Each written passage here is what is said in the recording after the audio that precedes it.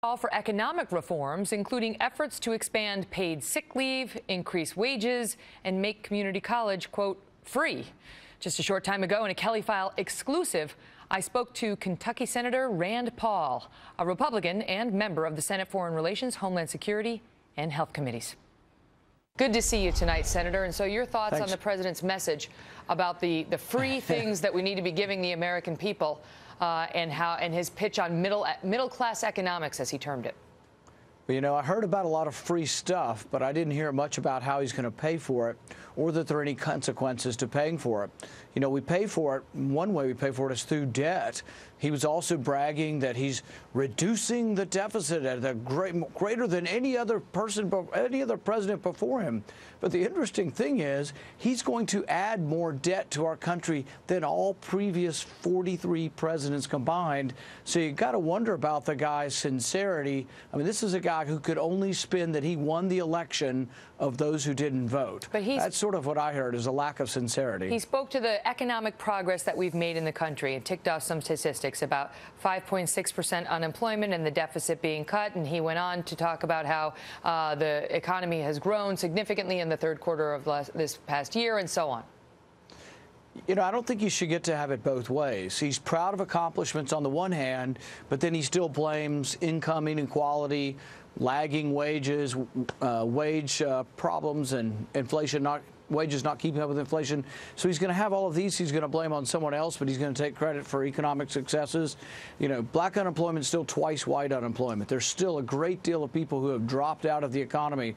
So I really think that there's not so many successes for him to claim. What did you make of his call for the parties to work together and in the same breath promising at least 4 vetoes of everything from Iran to the Keystone Pipeline, to rolling back any of his executive actions on immigration, to Obamacare changes and so on?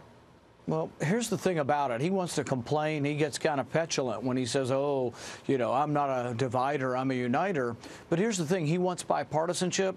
I called him several months ago. I have a bipartisan bill that I'm working with Senator Boxer on to lower the tax rate so American corporations will bring money home. He also mentioned this in his speech.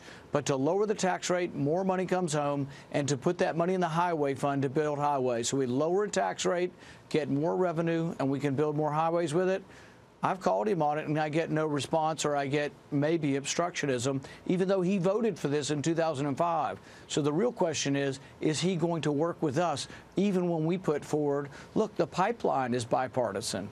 So really, I think the intransigence is on one side, his. He doesn't want to lower the tax rates. I mean, he's already hiked the tax rates on the so-called rich by 5% and more if you look across the board at all the taxes he's added. And that was done on a bipartisan basis. But he wants to hike them more, and he calls any resistance to that sort of an advocacy for the, quote, super rich.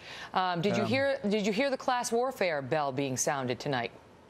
Yeah, and I guess what I think he mistakes is there's a productive sector, and that's the private sector, and there's the non-productive sector, and that's government. Sure, we have to have government, but we should minimize government because government's not very productive. Think of the post office. So a government that can't run the post office should be kept very, very small, and productive jobs would be greater if we would allow more money to stay in the private marketplace. Before I let you go, I have to ask you about politics, as you've been out hitting some potential presidential interesting states like New Hampshire. So Mitt Romney has made clear over the past couple of days he may be running. And the question I have for you is whether you think he has a shot, and if not, why not? Because the current polls show him atop the GOP field and you down at number 6. You know, I think in order for Republicans to win in a big turnout, we do pretty small in the in-between elections, the smaller elections. In order to win in a big election, a presidential election, you've got to attract new people to the party. This means more African-American voters, more Hispanic voters, more young people, more independents. And I guess the objective evidence is in 2012, it didn't work so well.